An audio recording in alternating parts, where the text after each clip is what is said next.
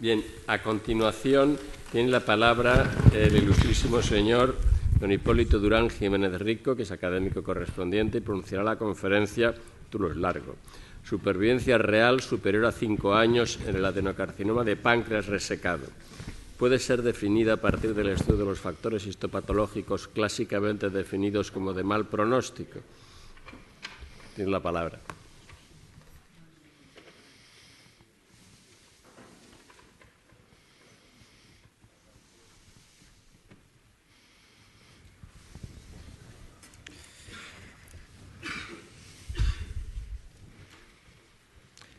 Excelentísimo señor presidente de la Real Academia, excelentísimos señores de la Junta Directiva de la Real Academia, excelentísimos académicos, señores y señores, amigos, compañeros, me he permitido la licencia en la primera imagen deslizar una fotografía de, para mí, una persona que me hubiera gustado mucho que estuviera aquí presente, que pero por cuestiones de salud no puede ser así, que además lo justifico doblemente porque ha sido maestro de los dos conferenciantes, del profesor García Sancho y mío, además de ser mi padre, y es una fotografía tomada que me parece significada e importante el día del discurso de aceptación de entrada en la Real Academia en abril del 75.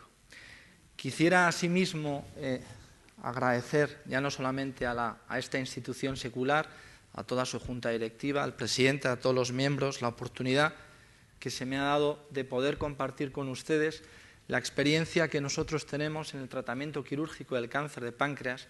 Quisiera, como he dicho, manifestarme como interlocutor de un grupo de cirujanos. A la cabeza está el doctor Emilio Vicente y la doctora Yolanda Quijano, y quisiera aprovechar y testimoniar mi agradecimiento y la oportunidad que tengo de trabajar con ellos hace ya aproximadamente unos 10 años.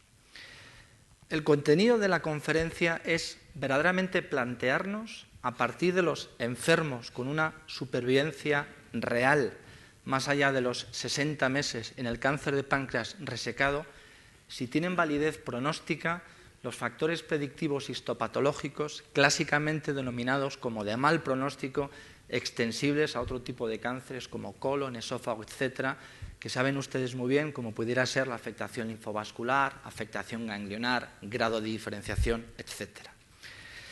La estructura de la conferencia, inicialmente me gustaría compartir con ustedes principios generales en el cáncer de páncreas, la escuela que yo represento, y trasladarles que efectivamente a día de hoy el elemento imprescindible en la curación del cáncer de páncreas es el cirujano. Asimismo, en el contexto de la cirugía del cáncer de páncreas existen diferentes polémicas, diferentes discusiones, en principio la resección vascular, diferencias, controversias, la importancia de los márgenes de resección, nuevas estrategias en el tratamiento y finalmente abundar en la esencia de la conferencia, que es la validez de los factores predictivos, pronósticos, inmunohistoquímicos en el cáncer de páncreas. El cáncer de páncreas es la cuarta causa mundial de muerte por cáncer. Es una enfermedad localmente avanzada al diagnóstico y solamente somos capaces de resecar el 20% de los hallados inicialmente.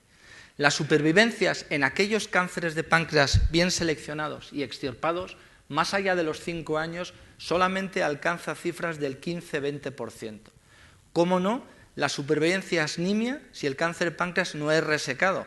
Solamente supervivirían 5 años en torno a 1 y 5%, y algunas series incluyen cifras tan lastimosas como el 0%. A día de hoy, por lo tanto, el único tratamiento curativo es la cirugía. Es importante definir que a pesar de que un 20% sean resecables, al diagnóstico muchos de ellos están localmente avanzados, con invasión vascular y arterial, y por ello generan un impacto en la dificultad de la técnica quirúrgica. Y abundando en esta dificultad de técnica quirúrgica, muchos pacientes pierden su gran oportunidad por cuanto en el momento de la exéresis tienen márgenes positivos de forma grosera, ya que el cirujano no tiene hábito quirúrgico vascular. Lógicamente, la afectación linfática local y regional veremos si tiene impacto en la supervivencia, que no está tan claro conforme a lo que expondremos con ulterioridad. Insistimos por ello que la cirugía es el único tratamiento curativo, complementado con quimio y radioterapia, lo veremos más adelante, tratando, como no, de que los márgenes sean negativos. Y a pesar de ello, la supervivencia es baja. Por ello, nuestra escuela postula las siguientes características para entender un cáncer de páncreas resecable.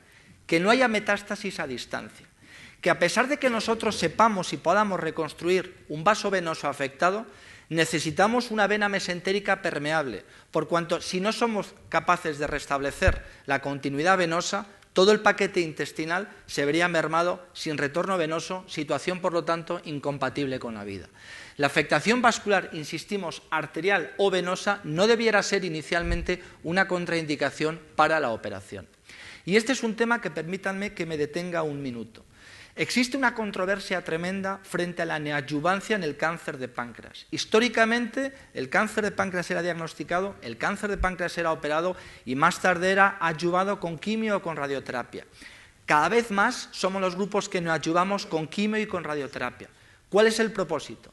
Seleccionamos mejor al paciente, porque aquel paciente que durante la neoadyuvancia progresa la enfermedad habría sido un paciente mal llevado al quirófano porque a buen seguro habría explotado la enfermedad después de la injerencia quirúrgica ocasionándole una inmunosupresión. Y neoadyuvamos porque aunque el enfermo después de la cirugía se complique, ya ha recibido el tratamiento adyuvante. Todos sabemos que el tiempo adecuado, óptimo para un tratamiento adyuvante quimioterápico o radioterápico es a partir de los 25 o 30 días de cirugía. Si ese paciente se complica, esa horquilla de tiempo la habremos perdido. Por lo tanto, neoadyuvamos para seleccionar bien a los pacientes y para darles a todos ellos un tratamiento adyuvante.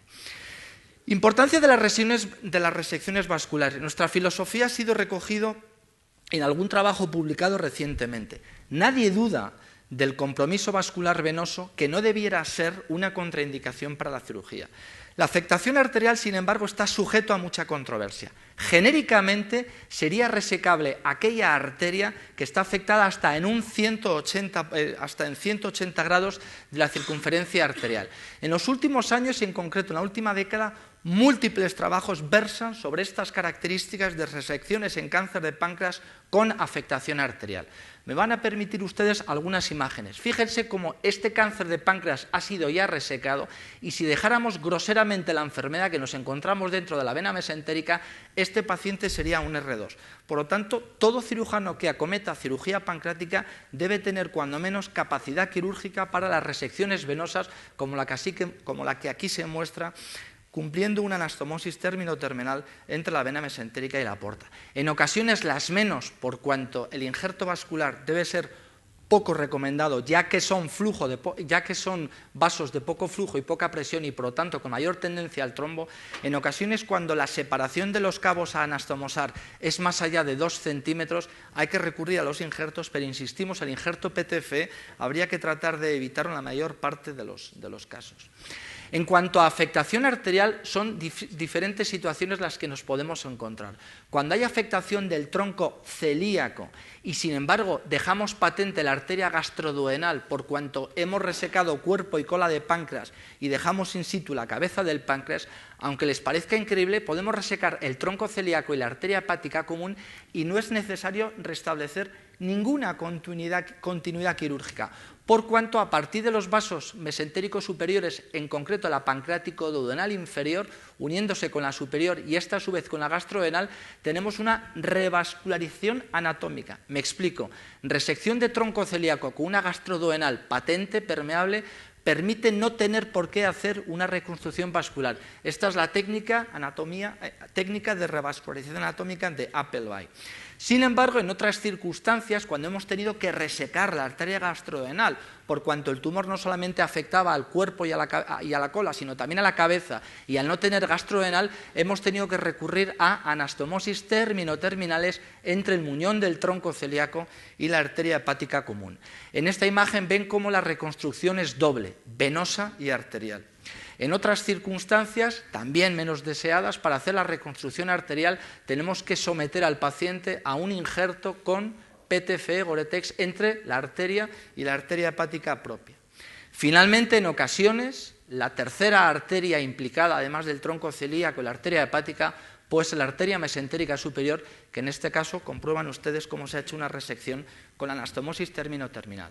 Por cuanto la disyuntiva es doble. Si consideramos que la afectación arterial implica un comportamiento tumoral más agresivo, No tiene ningún sentido hacer resecciones arteriales. La medicina basada en la mejor evidencia nos ha enseñado que no es así. En principio, la afectación arterial no se acompaña con un comportamiento tumoral más agresivo. Por ello, sí que existe beneficio con la cirugía, ya que no hay potencial mayor de diseminación metastásica. En este sentido, es conocido el trabajo de Reders en el 2012, en el cual demuestra que no importa que hubiera afectación arterial o afectación venosa, o que no hubiera tal afectación, el número de células libres tumorales en ganglios linfáticos y el número libre de células tumorales en la médula ósea era exactamente el mismo. Pero no solamente con el número de células libres tumorales, sino con otros factores histopatológicos de mal pronóstico históricamente asociados al cáncer de páncreas, comprobó de forma bivariante que en los grupos afectación vascular sí y afectación vascular no había diferencias significativas. Por cuanto concluye que la afectación arterial no debe considerarse un factor pronóstico sombrío, sí debe considerarse un factor topográfico desfavorable.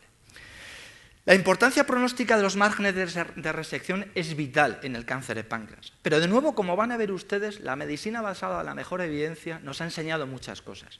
Históricamente se decía que de forma grosera tenemos que tratar de quitar este cáncer de páncreas con márgenes negativos, márgenes visualmente negativos. Fíjense cómo en esta imagen, si yo no extirpo esta vena, la afectación y este cáncer de páncreas quirúrgicamente habrá sido resecado con márgenes R2 positivo y por cuanto la supervivencia de este enfermo no sería más allá de los 7 meses. Un clásico trabajo del 2006 publica que el 70% de 226 pacientes en los cuales se acometió una resección con márgenes negativos tenían un 20-25% más de supervivencia frente a aquellos que tenían márgenes negativos, en total un 30%.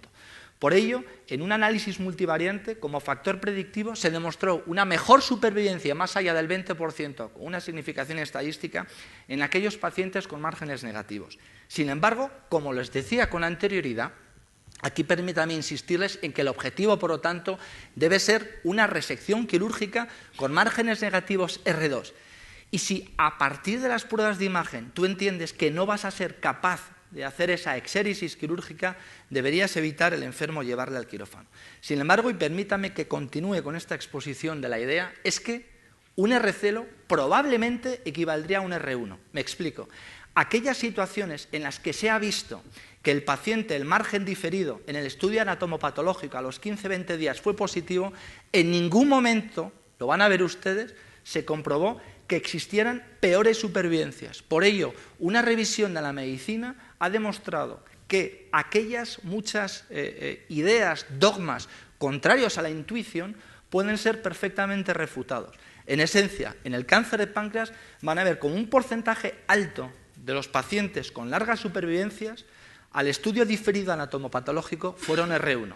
Insisto en la idea, no hay nunca que obtener unos márgenes groseramente positivos. El margen R1 no tiene por qué implicar un factor predictivo de mala supervivencia.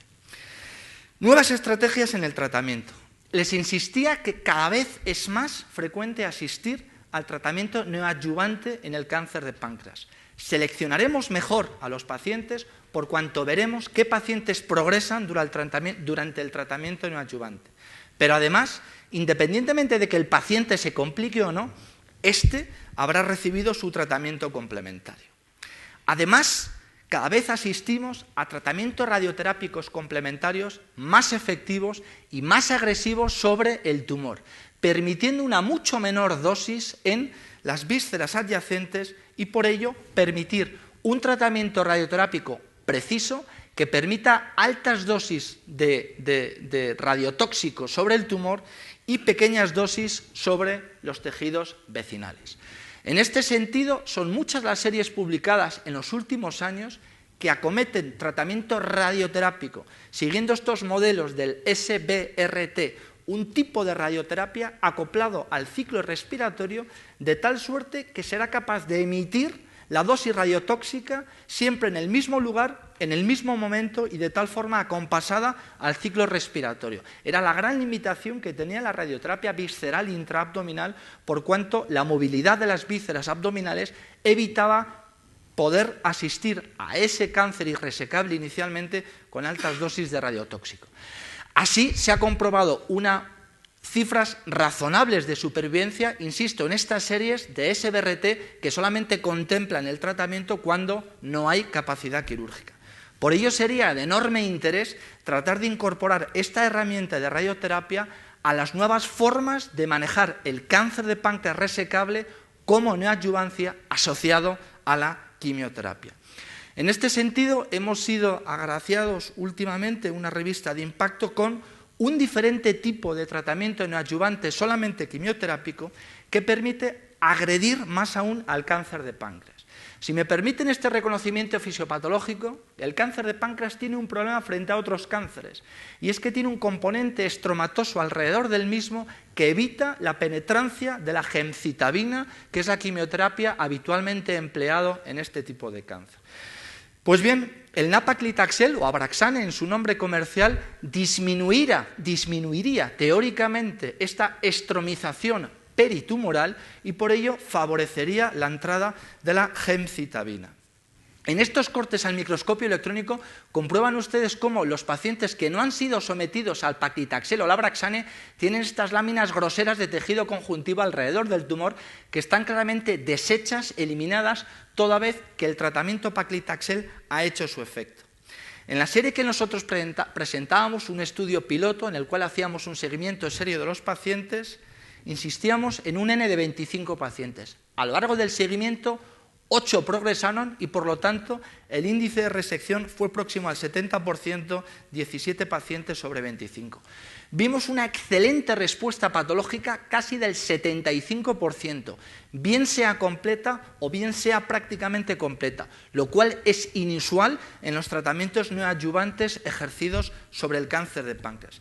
Y lo que es más importante, las curvas de supervivencia, la mediana de supervivencia en los pacientes resecados fue de 31 meses en los 17 pacientes que resecamos. Quiero recordarles, como van a ver a continuación, la mediana de supervivencia de los cánceres de páncreas resecados, incluso con ganglios negativos, suele ser de 17 meses. En este estudio piloto, neoadyuvancia con gemcitabina y Abraxane, demostramos una supervivencia superior de mediana de 13 meses a lo habitualmente publicado.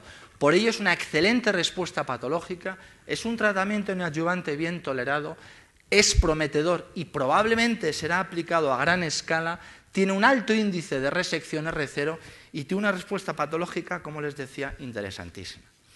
Expuesto, por lo tanto, nuestros principios del cáncer de páncreas, insistimos, radicalidad máxima, no hay compromiso no hay contraindicación quirúrgica inicialmente cuando existe afectación arterial o afectación venosa. Procurar siempre resecciones groseras, macroscópica negativa, si bien incidiendo en que el R1 diferido, es decir, el margen positivo diferido, no debería alarmarnos en términos de supervivencia a medio y largo plazo. Y finalmente, aplicando neoadyuvancia con quimio-radioterapia, esta es la política que hemos seguido en los últimos años y hemos querido pretender estudiar si verdaderamente los factores histopatológicos se asocian con peor pronóstico, aquellos que, reiteramos, están asociados a otro tipo de cánceres. La hipótesis, por lo tanto, es que los factores tradicionales no predicen el comportamiento tumoral. Los estudios de supervivencia actual publicados, que me he permitido una extracción de 3 o 4, históricamente en los análisis multivariante hablan de los ganglios negativos y del R0 como factores predictivos de larga supervivencia. Pero, y esta es la gran pregunta, el 40% de los pacientes con larga supervivencia son son N1, aquí ha habido un error. Es decir, el 40% de los pacientes con larga supervivencia tienen afectación ganglionar positiva y el 24% son R1. Es cierto que en el análisis multivariante de la gran mayor parte de los estudios estos son los factores predictivos, pero también es cierto que hasta en un 40% de los enfermos resecados tienen ganglios positivos y viven más allá de 60 meses, que es el corte a partir del cual se establece temporalmente hablando como enfermo de larga supervivencia. Por lo tanto, probablemente tendremos que profundizar en la biología molecular del cáncer de páncreas más allá de los factores histopatológicos claramente definidos. Desconocemos, por lo tanto, la evolución tumoral a partir de los factores histopatológicos. Hemos querido presentar, lo hemos entendido así oportuno, nuestra serie de larga supervivencia y la hemos querido comparar con otras series publicadas. Pero ojo, series publicadas que impliquen supervivencia real, porque la gran mayor parte de los estudios publicados en la supervivencia del cáncer de páncreas se establecen a partir de regresiones logísticas y estudios de supervivencia Kaplan-Meier. Cualquiera que esté versado en estadística entenderá que esas cifras normalmente son superiores a las reales. Y esta pregunta que nos hemos hecho nosotros está poco acometido dentro de la literatura. Yo les recomiendo y les invito a que cuando lleguen a sus casas pongan como palabras clave supervivencia del cáncer de páncreas. Y más del 95% de los trabajos salen con estudios actuariales a 3 y 5 años, como este del grupo alemán. Todos además tienen la misma estructura: análisis multivariante de factores predictivos, marcadores tumorales, grado tumoral. Insistimos, supervivencia actuarial.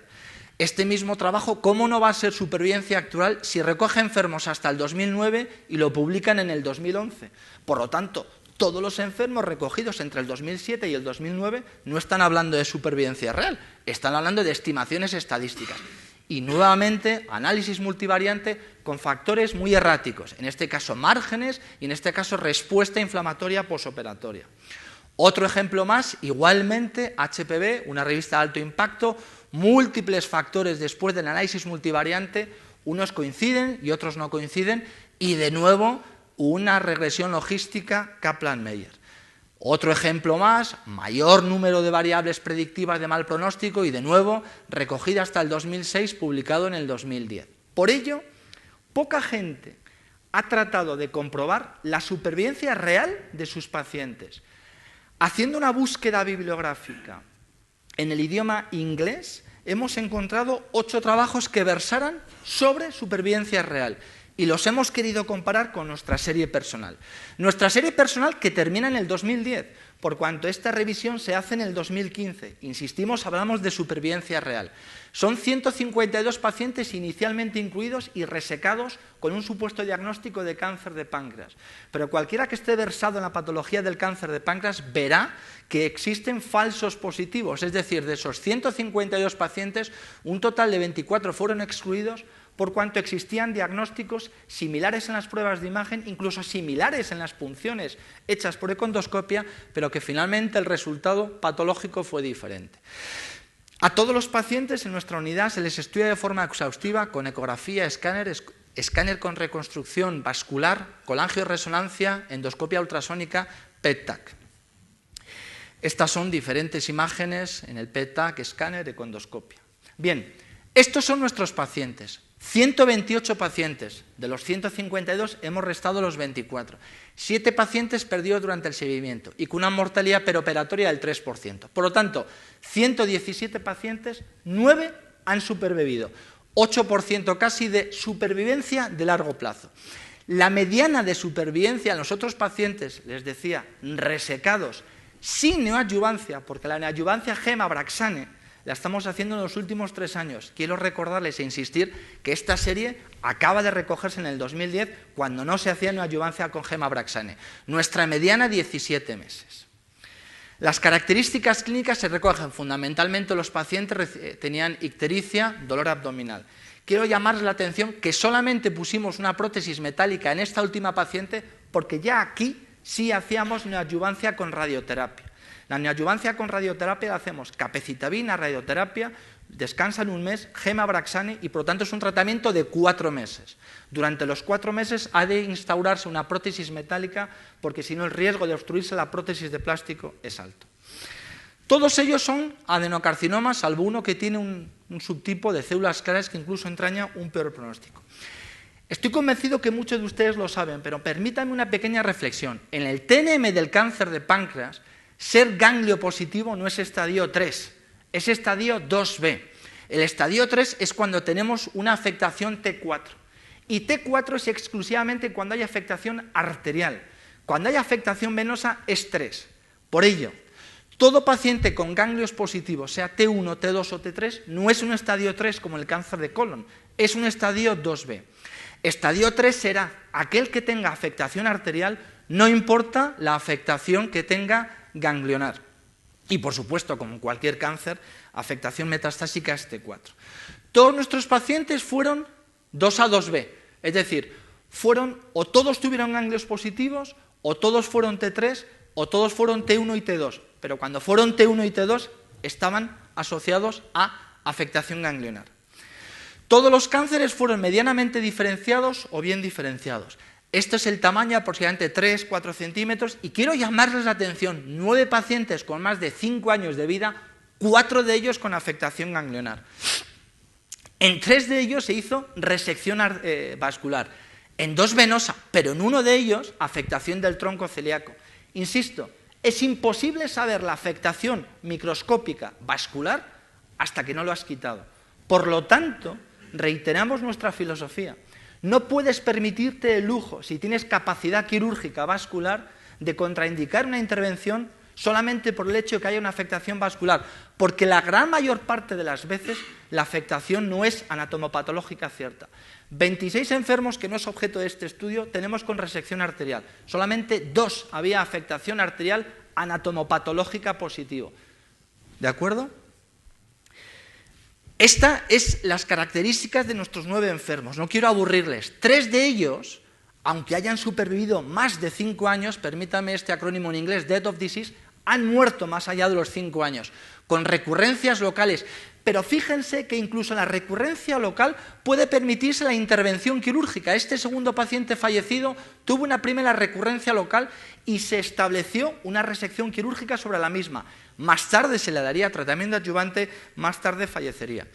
Estos 2 enfermos están vivos con la enfermedad, y permítame de nuevo que esto es interesante. En pacientes bien seleccionados, a este incluso se le intervino más tarde, en el mes 53, de una recaída a distancia sobre el pulmón. Y 4 enfermos están vivos y libres de enfermedad. Estas son las series, las 8 otras series publicadas. De una forma individual, fíjense cómo esta serie recoge 88 centros, un 15% de supervivencia a los 5 años y un 6% de supervivencia a los 10 años. Quiero decirles con esta cifra que vivir más allá de 5 años no quiere decir que estés curado del cáncer de páncreas. De hecho, de los 53, 28 fallecieron entre el 6º año y el 10º año. En el análisis multivariante, nuevamente de forma errática, tratamiento con gemcitabina, el T, los grados tumorales. En este segundo trabajo, cifras de supervivencia altísimas, en torno al 20%, con cifras de 10 años del 6%. De nuevo, en análisis multivariante, otros factores diferentes: haber o no recibido sangre, ratio ganglios positivos, ganglios negativos. Un tercer trabajo, un único centro, un número de pacientes determinado, sin la supervivencia a 10 años, no he recogido, nuevamente, análisis multivariante, factores diferentes. Este es el único grupo que recoge en la serie neoadyuvancia con quimioradioterapia. Fíjense como también tenemos una altísima, en este caso del 27%, incidencia de supervivencia más allá de los 5 años. Invitan a la reflexión sobre el papel de la neoadyuvancia que podría tener en un futuro en la supervivencia a largo plazo. Si bien, cuando hacen análisis multivariante, entre los factores predictivos no estaba la neoadyuvancia, y sí una serie de factores histopatológicas que se repiten o no entre las diferentes series. Este estudio, con cifras similares, y aquí solamente recogen como factor predictivo de supervivencia el que no tuviera ganglios afectos. Este grupo italiano, que además es de alto impacto por cuanto estos sí se han significado en la importancia de la supervivencia a largo plazo y de la importancia, Ferrone, de que el R1 no tiene por qué denostar la supervivencia a largo plazo, en su análisis bivariante, el TNM, y habiendo sido R0. Nuevamente cifras de 10 años del 5% y del 12% en 5 años. Este último estudio de Clearly y colaboradores, el no haber tenido síntomas en el momento del diagnóstico, el grado tumoral, la radioterapia, y finalmente este grupo coreano con un análisis bivariante de afectación ganglionar nulo y TNM. Nuestra serie de 9 pacientes con 8% de supervivencia, uno de ellos recibió una adyuvancia, tenemos un paciente superviviente de 10 años y en estos momentos viven 4 enfermos, pero 3 de ellos no han sobrepasado los 10 años. Esta gráfica, no se asusten que les voy a desglosar lo importante. Hacemos un estudio comparativo entre la mediana de las 8 series revisadas y nuestros resultados. El tamaño es algo similar. La serie nuestra característicamente se define porque tenemos menor número de pacientes en estadio T1 y T2, perdónenme, tamaño T1 y T2 frente a la mediana de las otras series. Así igualmente nosotros no tuvimos ningún enfermo 1A, 1B, es decir, aquellos 2 enfermos que fueron T2 tenían afectación ganglionar, por lo tanto eran 2B. Por esto la significación tan distinta en nuestros enfermos con respecto a los otros. Tuvimos, curiosamente, ningún enfermo de nuestra serie era pobremente diferenciados, pero quiero llamarles la atención, factor históricamente asociado a mala supervivencia, pobremente diferenciado. Un 32% de los otros 389 enfermos recogidos en las 8 series tienen tumores pobremente diferenciados. Un 40% de los pacientes de las 8 series, 387, son ganglios positivos. Y lo que es más interesante, un 10% de los pacientes de las series con larga supervivencia tienen afectación radial microscópica en el estudio diferido. Por ello, nuestras conclusiones son que la presencia de variables histopatológicas históricamente asociadas de mal pronóstico en el cáncer de páncreas y por extensión a los demás cánceres estuvo presente casi en el 50% de los enfermos de nuestra serie. La extensión local vascular no debiera ser criterio de resecabilidad. Quiero recordarles que 3 de nuestros 9 enfermos tuvieron resección vascular. Las cirugías sobre las recaídas locales y a distancia tienen sentido en el contexto de un paciente con cáncer de páncreas operado. Por ello, habría que hacer un estudio reflexivo de redefinición de las variables histopatológicas de mal pronóstico. Pero es más, comparándolo con todas las series, la única variable que nunca estuvo presente en ninguno de los 397 pacientes, esto puede resultar de perogrullo, pero es real y hay que demostrarlo. Ninguno fue estadio 4, por supuesto, al diagnóstico ninguno tendría metástasis, pero ninguno era T4. Recuerden que el TNM3 solamente afecta al T4, es decir, ninguno de los pacientes de los 397, 9 de nuestra serie y 388 de las otras 8 series, ninguno tuvo afectación arterial microscópica, lo cual es esencial. Pero a muchos de ellos se les ha hecho resección arterial, que luego en el estudio diferido fue negativa. Se puede concluir, por lo tanto, que una afectación arterial T4 o una M1 nunca se asociaría a larga supervivencia. Permítanme que nos traslademos un segundito al cáncer de mama. Van de Viger en el 2003 nos enseña que el cáncer de mama tiene otra orientación. Él establece este panel que puede resultar complicado, si lo vemos entre todos es muy sencillo. La mitad inferior son cánceres de mama de mal pronóstico. La mitad superior son cánceres de mama de buen pronóstico. Fíjense cómo la afectación ganglionar, que es esta primera columna, es similar entre el espacio de arriba y el espacio de abajo. Es decir, cánceres de mama con buen pronóstico, cánceres de mama con mal pronóstico. Tienen ambos grupos un porcentaje similar de afectación ganglionar, que históricamente se ha dicho como de mal pronóstico. Lo único que nos llama la atención es que aquí hay mucho más colores rojos en la parte de abajo. ¿Por qué? Ese color rojo expresa proliferación genética de alta replicación celular. Van de Viger demuestra que más allá de los factores histopatológicos del cáncer de mama tradicionales, existe una secuencia genética que tenemos que tratar de descubrir para entender cuáles son los pacientes de mal pronóstico. Y de hecho Van de Viger es el padre del Oncotype, que es el test diagnóstico que se hace en el cáncer de mama para ver si debes o no darle un tratamiento quimioterápico. Todo se ha dicho, el cáncer de mama clásicamente de buen pronóstico. Bien, pues esta es la reflexión que les invito. Nosotros en nuestra unidad, todo paciente con un cáncer de páncreas recibe inicialmente un tratamiento al cual podrá responder o no. Si no responde, le haremos una batería inmunohistoquímica y a partir de diferentes proteínas establecemos un tratamiento individualizado, ya en un contexto de ensayos fase 1 y fase 2. Y finalmente, y esto es lo que tenemos que incorporar a nuestros cánceres de páncreas, la secuenciación genética de aquellos cánceres para ver cuáles son las mutaciones e incidir en los tipos de tratamiento. Estos 9 pacientes, que es la investigación en curso actual, está siendo su exoma sometido a investigación, con el objeto de ver ¿Qué tienen de diferente estos 9 cánceres frente a los otros 117 que han fallecido con capacidad quirúrgica similar y con un análisis multivariante que nosotros no puse ninguno porque no nos salió ningún factor predictivo? Muchísimas gracias por su atención.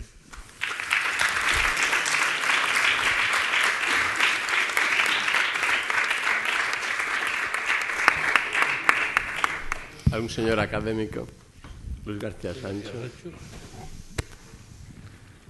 Bien, yo quiero levantarme por 2 razones fundamentalmente. Una, porque me he retrotraído al año 1959, cuando yo conocí al profesor Durán Senior en Valladolid y con quien tuve el honor de estar un montón de años.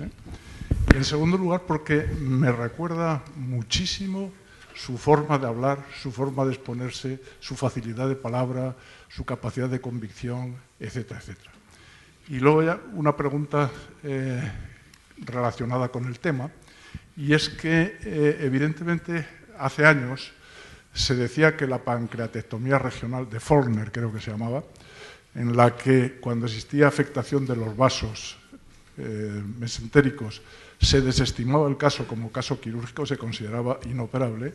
Veo que no es así, o al menos no es así en todos los casos, lo cual me congratulo porque significa que hemos avanzado un tanto en el planteamiento terapéutico de este tumor tan desagradecido, afortunadamente. Gracias y repito la felicitación. Profesor Timoneda.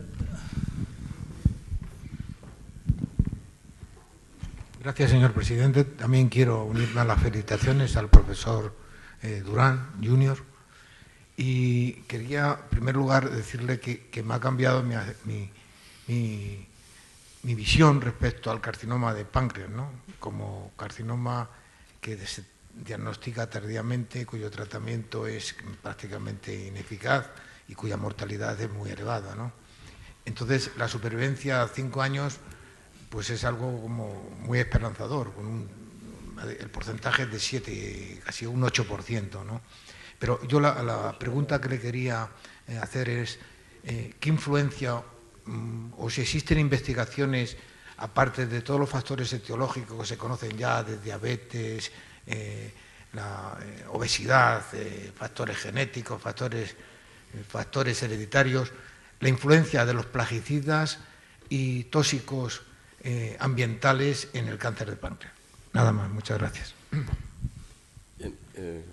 Profesor Carreras. Gracias, presidente. Yo quiero felicitar a nuestro conferenciante por la claridad de exposición, por los resultados magníficos en este tumor tan agresivo y también porque ha derribado unos mitos que existían en nuestra mente previamente en este tumor, como la falta de influencia de la histopatología en los resultados y también en los ganglios. Yo le quiero hacer una pregunta concreta, puesto que ya conozco bastante bien al grupo y sé cómo trabajan. He visto que utilizan el PET-TAC y mi pregunta concreta es si usted cree que en este tipo de tumor el PET-resonancia va a ser mejor que el PET-TAC y va a desplazarlo en algún momento, puesto que ya lo tenemos disponible en Madrid. Gracias. Muchas gracias. Profesor Blázquez. Yo también quiero felicitarle por la excelente conferencia que nos ha dado y por las esperanzas cara al futuro que a través de su trabajo se deduce. Ha dicho algo importante y es que no es suficiente los parámetros histopatológicos. Y evidentemente así es. Para que una célula tumoral llegue a esa categoría, tiene que sufrir al menos 6 o 7 mutaciones, o sea, 6 o 7 genes que evidentemente cambian. Y por tanto, lo que ha sido y sigue siendo importante, que es el estudio histopatológico, tiene que en la actualidad ir acompañado con el estudio de los genes, de las alteraciones que se producen. De hecho, en el cáncer de mama, el doctor Massagué en Nueva York está viendo que los tratamientos pueden ser diferentes dependiendo de las expresiones de genes anómalos. O sea que habría un tratamiento adicional que podría incluso aumentar las estadísticas que has hecho en el día de hoy. En otras palabras, hay tumores más agresivos, producen más metástasis, tienen peor pronóstico en función de los genes que han sido afectados. Por tanto, mi pregunta iría dirigida en ese camino. Si en el cáncer de páncreas ya hay alguna descripción de los genes que pueden estar implicados, porque evidentemente los avances con la trayectoria tumoral o con el tratamiento del estroma que circunda al tumor se verían muy, muy mejorados y con ello las estadísticas si fueran acompañados de un estudio de los genes y de los agentes que son más sensibles para ese tipo de tumores. De nuevo, muchas gracias por su excelente presentación. Doctor Sierra. Yo quiero darle la enhorabuena al doctor Durán y decirle que yo durante muchos años he operado muchos cánceres de páncreas, pero que hace como 4 o 5 que ya llevo sin operar ninguno. Pero a propósito de esto, el doctor Moreno me invitó en unos cursos que hacían el 12 de octubre a hablar sobre este tema del cáncer de páncreas. Había un americano, un inglés, un pakistaní, que por lo visto habían operado una barbaridad, y a mí me tocó hacer la representación española. Bueno, pues en esa estadística comentamos, en la estadística nuestra española, todos los casos que habíamos operado el cáncer de páncreas resecando. Resecando, que como bien ha dicho él, es un cáncer que se diagnostica tarde y muchas veces en el quirófano el cirujano se da cuenta muy tarde de que no puede hacer nada. Ha despegado el bloque duodenopancreático, ha seccionado el istmo del páncreas y entonces se da cuenta de la infiltración, a veces masiva, del eje mesentérico portal. Pues bien, recogimos los cánceres que se habían hecho resecciones, muchos de ellos forzadas, la mortalidad que habían tenido posoperatoria, que ellos también hablan de la suya, y los casos que se había hecho, por ser casos avanzados, la triple derivación, que parecía una operación de no ser un cirujano muy agresivo. Bueno, pues no se pueden ustedes imaginar los que se les había hecho la triple derivación, que es una operación tonta, que a los 3 días estaban de alta, los años que vivieron y lo bien que vivieron en comparación de los que el cirujano fue más agresivo, intentó quitar el tumor y en muchos casos en el posoperatorio fallecieron y en otros casos no fueron mucho más los resultados. Estoy hablando de una estadística del curso del doctor Moreno de hace a lo mejor 6 años. Es muy importante a la hora de la supervivencia del páncreas la mano del cirujano que lo opera. No es lo mismo el que opera 3 o 4 cánceres de páncreas todos los meses que el que opera un cáncer de páncreas al año. Entonces, yo le quería hacer la pregunta de si sigue siendo tan satisfactoria la triple derivación en los casos avanzados o si se inclinan en estos últimos años, que yo ya no tengo experiencia, por ser agresivos, teniendo en cuenta la morbilidad y la mortalidad de dicha actitud agresiva y los buenos resultados, entre comillas, de una operación tan tonta y tan poco lesiva como es la triple derivación. Muchas gracias. Muchas gracias. Profesor Díaz Rubio. Muchas gracias, señor presidente. Bueno, yo en primer lugar quería felicitar al doctor Durán, no solamente a él, sino a todo el equipo que conozco bien, que dirige el doctor Ciriaco de Vicente, ¿no? Yo creo que es un trabajo en equipo realmente estupendo y nos ha presentado unos resultados enormemente interesantes, ¿no? En una patología como es el cáncer de páncreas, donde realmente los resultados son muy, muy pobres. De todo el campo de la oncología, cáncer de páncreas realmente se encuentra pues, en una posición, desde luego, de las últimas, de tal manera que la supervivencia media normalmente no rondan alrededor de los 12 meses. Claro que en esas estadísticas pues incluyo a los T4 e incluyo también a los M1, ¿no? Por lo tanto, él nos ha traído su experiencia en lo que se refiere pues, a tumores pancreáticos en estadios localizados y en donde la cirugía, pues obviamente, es la terapéutica de elección, ¿no? Pero como él ha dicho muy bien, a través de la integración con otros tratamientos, ¿no? Concretamente con la radioterapia y además también con los modernos fármacos de quimioterapia, ¿no? Con la gencitabina y con el paclitaxel.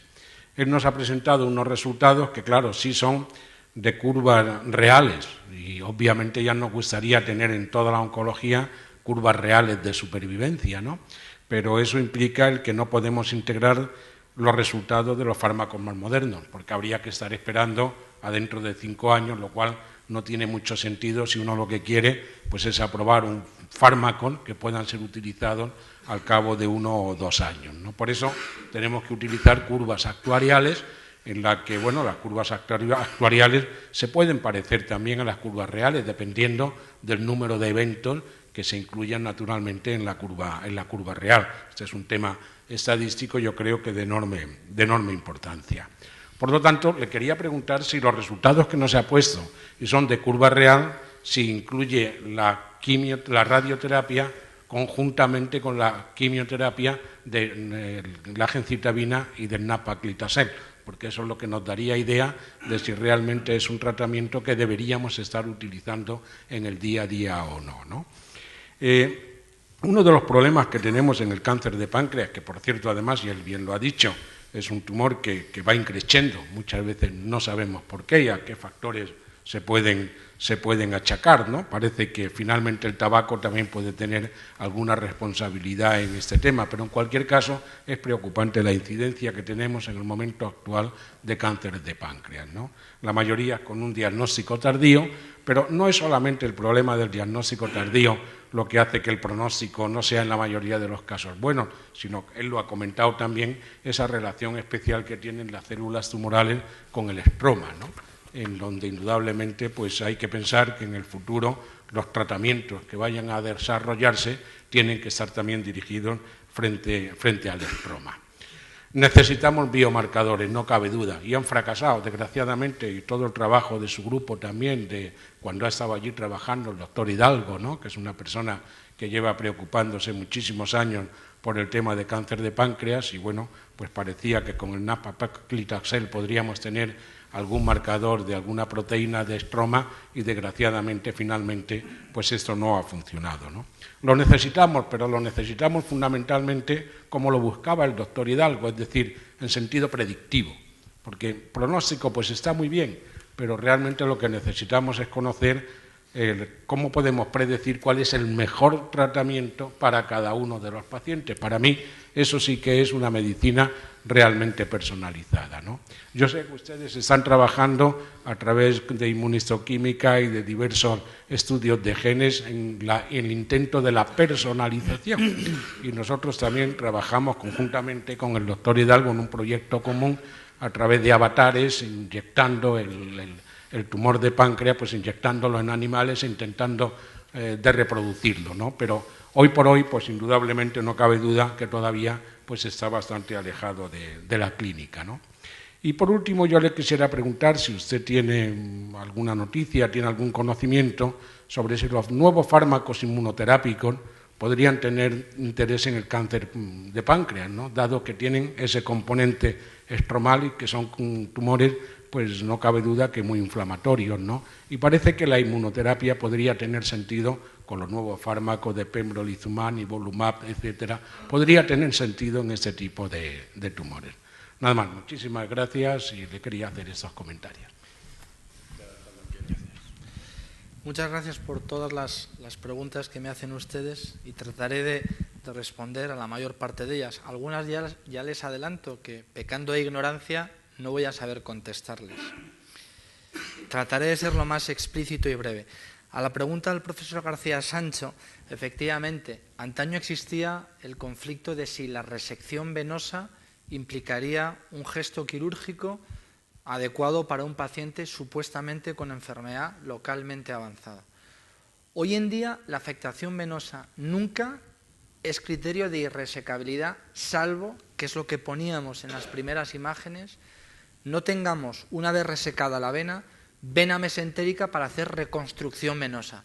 Ya saben ustedes, foro excelso académico de médicos en esta sala, que en ocasiones la afectación venosa no solamente interesa al tronco venoso, sino que ya va englobando afectaciones yeyunales proximales, y por ello hacer en ese caso una resección de la vena mesentérica no tiene sentido porque no hay posibilidad de retorno venoso.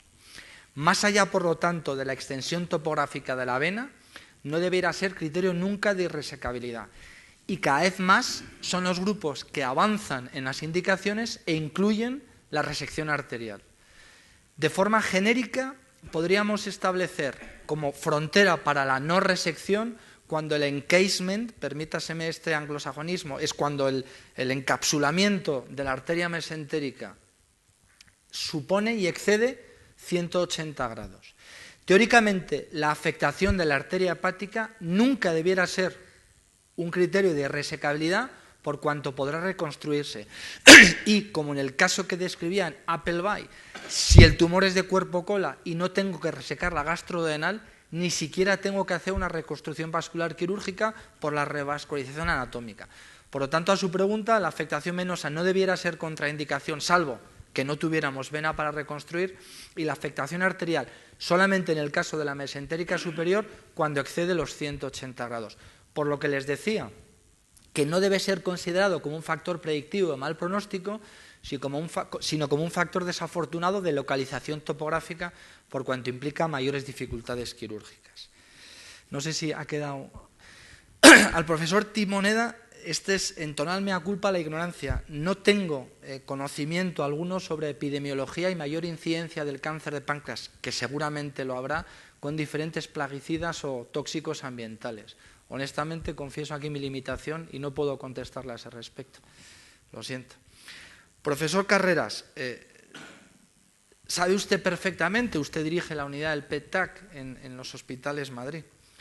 El interés que tenemos con el PET-TAC es tal que hemos sido recientemente también agraciados con la publicación de un trabajo en el PET-TAC como factor predictivo del cáncer de páncreas neuroendocrino, que nada tiene que ver con el adenocarcinoma, entendiendo que aquella captación en un PET-TAC por el cáncer de páncreas neuroendocrino implicaría un peor pronóstico. Actualmente hay un estudio que supondrá la tesis de una colega, una cirujano italiana que trabaja con nosotros, sobre el valor predictivo de la PET-resonancia en el cáncer de recto, en la estadificación y en la respuesta a la neoadjuvancia. La idea, como no, es extender estos estudios de PET-resonancia, su valor ya no solamente predictivo de diagnóstico, sino predictivo de respuesta a neoadjuvancia. Seguramente abriremos alguna línea de investigación. Hoy por hoy nuestro grupo la tiene abierta con el PET-resonancia en la respuesta a la neoadjuvancia en el cáncer de recto. Al profesor Blázquez, indudablemente, la esencia de la conferencia presentada es que, de la misma manera que el cáncer de mama ha supuesto el avance para establecer criterios de tratamiento quimioterápico a partir de expresión genética, esa es la idea que presumimos algún día se llevará a cabo en el cáncer de páncreas. Seleccionar adecuadamente cuáles son los pacientes que responderán a un tratamiento quimioterápico determinado a partir de una expresión genética concreta. Hoy en día no existe ningún tratamiento patentado como pueda ser el Oncotype en la mama a partir de una secuencia genética, pero estoy convencido que es el devenir de los próximos años. Al profesor Sierra, es interesante lo que usted me comenta, pero permítaseme una aclaración. Hoy en día los resultados de imagen, TAC con reconstrucción vascular, resonancia pancreática y ultrasonografía ecoendoscópica no debiera llevar ningún enfermo al quirófano con dudas sobre su resecabilidad. Y permítaseme que sea así de tajante. Usted me pregunta qué experiencia tengo yo en la triple derivación. Lo digo desde la máxima humildad, no la tengo, porque todo paciente que sometemos a una intervención quirúrgica se va a quitar ese cáncer de páncreas, porque no se pueden imaginar ustedes cómo agotamos las pruebas de imagen. Y a la menor de las dudas, procuramos o preferimos que el paciente reciba un ciclo más de quimioterapia para ver, como decimos coloquialmente, cómo respira ese cáncer de páncreas. Entonces, la única experiencia que tenemos en derivaciones es aquel paciente con un cáncer de páncreas metastásico que, por el motivo que sea, la prótesis metálica no es suficientemente resolutiva en cuanto al drenaje biliar, o en el supuesto que esté captando y cazando la segunda, tercera porción del duodeno, tengamos que hacer una derivación. Pero esa situación que históricamente, porque esto lo ha definido muy bien, es una revisión histórica de hace 6 años en enfermos probablemente de muchos años atrás. La capacidad resolutiva de las imágenes permite hoy en día todo paciente, como usted bien dice, si tiene capacidad quirúrgica para acometer una resección vascular. Todo paciente que es llevado, porque aquel paciente, como antes le decía a la pregunta del profesor García Sancho, que entendemos que no tiene vena mesentérica para reconstruir, es que no lo llevamos al quirófano, porque ya hemos visto en las pruebas de imagen que no hay vena mesentérica para reconstruir. Por lo tanto, la derivación paliativa que usted decía, honestamente no le puedo contestar porque no la hacemos habitualmente. A las cuestiones del profesor Díaz Rubio, efectivamente, a lo mejor no fui suficientemente explícito. No. En esta serie de pacientes con larga supervivencia acabamos la recopilación de los datos en el 2010 y si recuerda usted solamente una había sido sometida a una neoadyuvancia y no había sido con gemabraxane. Por lo tanto, no. Los enfermos de supervivencia real no están neoadyuvados. Están adyuvados con quimioterapia, normalmente gemcitabina, ni siquiera paclitaxel, porque era el 2010, y en aquellos que el margen radial no es margen de resección, el margen radial es la afectación del peritoneo que recubre al páncreas. En los casos en que el margen radial era positivo, se les daba radioterapia adyuvante. Usted dice bien del fracaso de los marcadores biológicos. De hecho, inicialmente, en el estudio piloto de 26 pacientes con gemabraxane, se incluiría a aquellos pacientes que expresaran una proteína llamada SPARC, pero como en ningún momento veíamos que había pacientes que expresaran tal proteína, tuvimos que quitar ese criterio de exclusión. Es decir, no hay factor biológico hoy por hoy que sea capaz de aventurar la predicción del cáncer de páncreas que estamos tratando. Y en cuanto a la inmunoterapia, hasta donde llega mi conocimiento, el cáncer de páncreas no. Pero excuso decirme que a lo mejor peco de ignorante. Muchísimas gracias. Vamos a terminar ya esta sesión. Yo solamente quería decir, evidentemente soy profano absolutamente en la materia de a la que se han referido ambos conferenciantes, pero sí creo que han sido conferencias muy excitantes, realmente han provocado una polémica importante, pero esto hoy día, si ustedes me apuran, y aun siendo importante, casi es lo de menos. Yo solamente quiero recordar una anécdota. Yo viajaba un día a Cádiz con Santiago Tamames, al que tanto hemos querido muchos de los que estamos aquí, para dar un premio nacional de cirugía que recayó en la persona de su padre, de Hipólito Durán. Íbamos en el AVE, que estaba recién inaugurado, y Santiago Tamames decía, claro, la vida del cirujano, la obra del cirujano termina con la vida de su último enfermo operado. Y en ese sentido, la verdad es que es algo deprimente la definición de la cirugía. Lo cierto es que hoy hemos visto cómo el argumento se rebate. El cirujano vive y pervive mientras pervive su escuela. Hoy ha estado aquí la escuela de Hipólito Durán. Hoy esta sesión representa un extraordinario homenaje, el mejor homenaje que puede recibir nuestro queridísimo amigo, nuestro presidente de honor, profesor don Hipólito Durán Sacristán. Muchas gracias a los dos, muchas gracias a todos por su asistencia en la tarde de hoy.